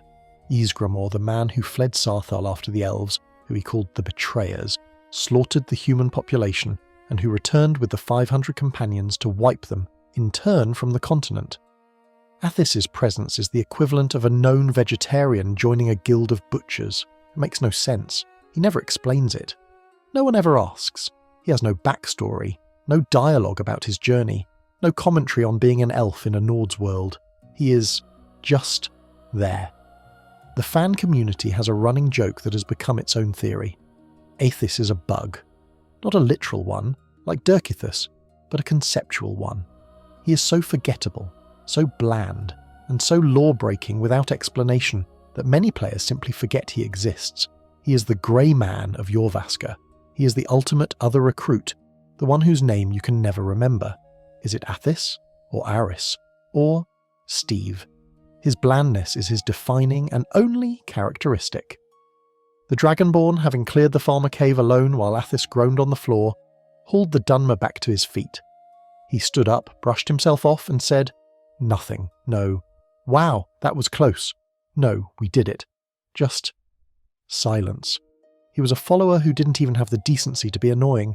His failure was as bland as his personality. They returned to Jorvaskr. The Harbinger pointed to a chair. "Wait here." "As you wish, Harbinger," Athis replied, his voice a monotone. He sat down, he picked up a mead, and he blended back into the shadows of the hall, his red eyes staring at nothing, a forgettable, level 25 ghost, already fading from the Dragonborn's memory. The search was not just fruitless, it was becoming a farce. The most legendary guild in Skyrim was a hiring pool of children and frauds. Athis, the grey ghost of Jorvaskr, had been dismissed. He faded back into the mead hall's shadows, a forgettable whisper, a non-entity whose only purpose was to provide a free exploitable training service. The Dragonborn, the harbinger of this broken guild, stood in the centre of the hall and felt a profound, weary exhaustion. Whiterun was spent. The Companions were a dead end, a collection of emotionally stunted bullies, over-enthusiastic children, and statistical frauds. The taverns of Skyrim were full of brawlers who couldn't take a real punch, and the mercenary halls were full of con artists charging premium prices for defective goods. The very system of help in this land was broken. And so, the Dragonborn walked. They left Jorvaskr, not even bothering to say goodbye. They left Whiterun. They just walked south, looking for something new, something that wasn't this endless cyclical loop of disappointment. And as they walked, a new rumour found them. It was on the wind, in the mouths of guards, a new sharp fear that cut through the background noise of dragons and the Civil War. Vampires. Not the feral, cave-dwelling bloodsuckers the Dragonborn had occasionally dispatched. This was something else. A new, organised and ancient threat stirring in the darkness. And with this new shadow came a new light. An old fortress, Fort Dawnguard, in the south, near Riften. An old, forgotten order of vampire hunters the Dawnguard was reforming. They were recruiting. This, the Dragonborn thought, was different. This was not a mercenary guild. This was not a tavern brawl. This was a crusade. This was a holy war against an ultimate evil. Surely here, in this crucible of righteous zeal, they would find true warriors. They would find competence born of pure, fanatical purpose. The journey was long, to the very edge of the map, through a small, unmarked cleft in the rock near Riften. The path wound up into the mountains, into the Dayspring Canyon. And there, stark against the morning sun, was the fortress. It was vast, ancient, and under construction. It was a place of new-sawn wood, of men hauling stone, and there, near the entrance, looking like a lost child at a king's court, was a young Nord. He was clad not in armour, but in simple, stained farm clothes. He held a war axe as if it were a particularly heavy and confusing shovel. He looked up as the Dragonborn approached, his eyes wide and full of pure, unadulterated terror. "Oh," he said, his voice a nervous squeak. "Hello? You here to join the Dawnguard?" This was Agmaer. He was, by all measures, a child. He was a young farmer from a nearby steading, as he would quickly explain, his words tumbling out in a rush of anxiety. He had never seen a vampire. He had never, it seemed, been in a real fight in his life. But he had heard the rumours, and he had seen the fear, and he had come. "They're monsters, right?" he'd say, as if seeking confirmation. Someone has to. Stop them! This is the core, in-game fact. Agmaer is one of the very first people the Dragonborn meets at Fort Dawnguard. He is the audience surrogate, the normal person, a living, breathing symbol of the desperation of this new forged order. He's here not because he is a warrior, but because he is a good person who is in way, way over his head. And this is where the obscure lore of the new Dawnguard becomes so critical. As the Dragonborn learns from Isran, the grim, zealous leader, this is not some ancient storied chapter. Isran found this fortress. He refounded the order. He put out a help wanted sign, and Agmaer is what shambled in. Isran's legendary Dawnguard is at this point just him, a cranky orc and a terrified farmhand. If the Dragonborn agrees to join, Agmaer is relieved. He is no longer the most pathetic person here. He is sent to train, and the Dragonborn can watch him, miserably hacking at a practice dummy or fumbling with a crossbow, muttering to himself, "Okay, aim, and fire. Oh, missed." But then, after the Dragonborn's first mission to Dim Hollow Crypt, Agmaer gets his promotion. He is given a set of light Dawnguard armour. He is now officially a member. He is also now a potential follower, and his level cap, his grand vampire hunting potential. It is, in a cruel, mocking twist of fate, level 25. He is statistically identical to Njada Stonearm. He's a child, armed with a farmer's work ethic and a death wish, who has the exact same combat potential as the sneering bully of your Vaska. His enthusiasm is just the inverse of her arrogance. This has led the fan community to pity him universally. The great debate is not, is he bad? That is a given. The debate is he supposed to be bad? The prevailing theory is yes. Agmaer is a narrative foil. He is the moral heart of the Dawnguard, the everyman who is there for the right reasons, a stark contrast to Isran's paranoid, ends justify the means zealotry. He is in essence the Samwise Gamgee of this story, a creature of pure, simple goodness. But this is Skyrim, and goodness does not in any way correlate to a viable health bar. The Dragonborn, perhaps in a fit of cruel curiosity, or maybe just feeling a twinge of that pity, decides to take him on a training run. "Really? Me?" Agmaer stammers, his eyes wide. Okay, I'm ready, I won't let you down." They travel to a nearby cave, a known vampire den. The air is thick with the smell of blood and rot. "Gods," Agmaer whispers, his hand shaking on his axe. A single, lowly vampire fledgling, the weakest of its kind, hisses from the shadows. "Vampire!" Agmaer screams, his voice cracking. He does not wait. He does not plan. He just charges. "For the Dawnguard!" he yells, his war cry a high-pitched shriek of pure, unadulterated panic. The fledgling, who is probably just waking up, seems almost confused. It raises a hand and casts the most basic, entry-level drain life spell. A thin red wisp snakes through the air and hits Agmaer. Agmaer just deflates. His level 25 health bar encased in light armour evaporates. He collapses instantly, not in a bleed-out, but just down. He is groaning, his axe clattering to the stone, out of the fight in a single pathetic second. He wasn't armed with pure terror, he was armed with a kick me sign.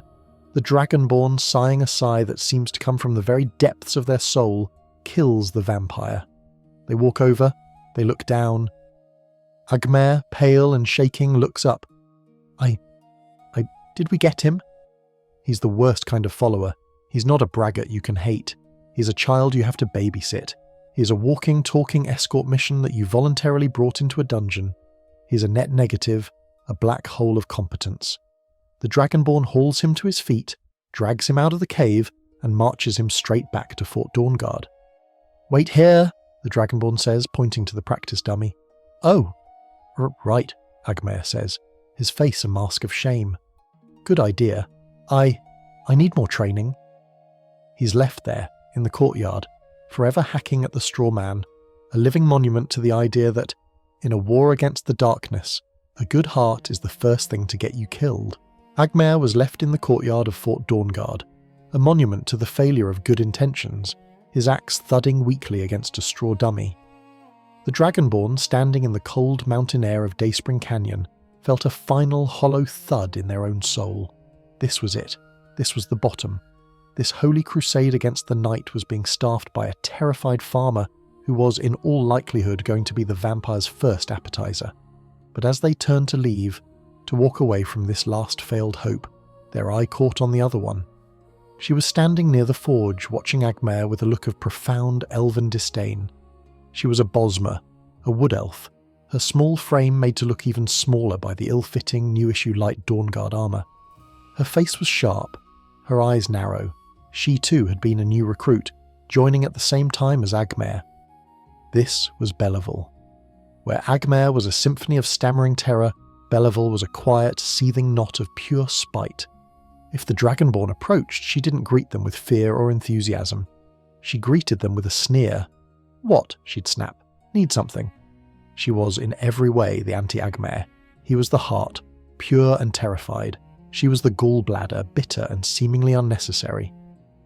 This is the core in-game fact. Beleval is the other new Dawnguard recruit. She is, by class, an archer. As a Bosmer, this is a perfect fit. The Wood Elves are the natural ancestral masters of the bow, the finest archers in all of Tamriel. The Dragonborn on their last desperate gamble might have thought, wait, an archer, a stealthy follower, one who won't charge in, this is what I've been looking for. And so, with a weary mechanical motion, the Dragonborn commands her to follow. Beleval's sneer actually lessens, replaced by a grim twist of her lips. Good, let's go kill some of those freaks. Her motivation, as revealed by an obscure bit of her dialogue, is not duty. It's not honour. It's not to save the world. It is pure, unadulterated hatred. I hate vampires, she'll spit. Smug, ugly creatures. The way they sneer like they're better than you. She's not here to be a hero. She's here, as a professional hater, to indulge her spite. This grim, focused energy might have been useful. A follower driven by pure animosity could be a powerful, if unsettling, weapon. But then, the Dragonborn looks at her stats, and the final, cruel, cosmic joke is revealed. Beleval's level cap is 25. She is, in every statistical way, identical to Agmaer. She's identical to Athis, Rhea, Njada, and Ahtar. The Dawnguard twins, the useless twins as the fan community calls them, are a match set. They're a pair of broken, level 25 bookends, one terrified and one hateful, who are both, in a fight, completely and totally worthless. The Dragonborn, now just a scientist completing an experiment they already know the results of, takes her to a vampire den. The air is cold, the smell of old blood, thick. Beleval, the Bosmer archer, readies her bow. A single shambling vampire's thrall, a low-level zombie, groans from the darkness. "Here, let me show you how it's done," Beleval mutters, and then she drops her bow. She pulls out a steel war axe, an offhand weapon she has no business using, and she charges. "Die, you freak!" she screams. She's an archer who has been programmed with the exact same suicidal, brain-dead charge AI as every other useless warrior in the game. She's a stealth character who immediately and loudly announces her presence by screaming and running, axe first, into the nearest enemy. The thrall, a creature that a level 1 adventurer could dispatch, swings its arm. The blow connects. Beleval, in her light armour with her level 25 health pool, is instantly knocked to the ground. She collapses, her axe skittering away, and she is in the bleed-out crouch, groaning. She did not last 1 second. She was defeated by the weakest possible enemy in the dungeon. Her primary skill, as promised, is getting knocked down. The Dragonborn does not even sigh. The Dragonborn is beyond sighs. They're in a zen state of pure, quiet disappointment. They clear the dungeon, they kill the master vampire, they loot the chests, they do it all as they have always done, alone. Beleval, on her knees, just shouts insults from the floor. "Ugly creatures!" They return to Fort Dawnguard. The Dragonborn does not dismiss her. They just walk away. They lead her back to the courtyard. They point. "Wait here." Beleval, her face a mask of bruised pride and anger, says nothing. She just goes and stands near the forge, glaring at Agmaer, who is still thwack, thwack, thwack, hitting the dummy. And that is the end. The list is complete. The Dragonborn, the hero of Skyrim, the Thane of Nineholds, the Harbinger, the Archmage, the Listener, stands alone in the courtyard of a failing holy order, surrounded by the 2 most useless children in the world. The search is over. There is no help. There is no competent ally. There is only this, a world of incompetent, broken, and profoundly useless followers. And so, our long chronicle comes to its quiet end. The Dragonborn, having seen the very depths of incompetence, finally, truly understands their fate. They are alone. And as this realization settles, it is not a curse. It is a release. There are no more expectations. There is no more disappointment. There is only the cold, clear air of the mountains, the weight of the sword on their back, and the road ahead. The journey we took tonight was a long one, full of shouting and mead, and the sound of so many bodies hitting the floor and staying there. But now, that journey fades. The fires of Jorvaskr dim, the mists of Morthal recede, and the grim gates of Fort Dawnguard grow distant. The snow has stopped falling. The air in your room is quiet, still. All those useless, broken heroes, they are settling down for the night too. Sven is putting away his loot. Lydia is at last sitting down and not in a doorway. And Agmaer is finally asleep. His dreams, for once free of vampires. Let them all rest. They are in their own terrible way doing the best they can. And now it is your turn. There are no more quests. There are no more burdens to carry. The only thing left is to let the last of that tension go, to let the mind unmoor itself, and to just drift. Let the soft background hum of the fan or the quiet of your room be the only sound. Let your own breathing be the only guide as you sink down into that comfortable, waiting darkness.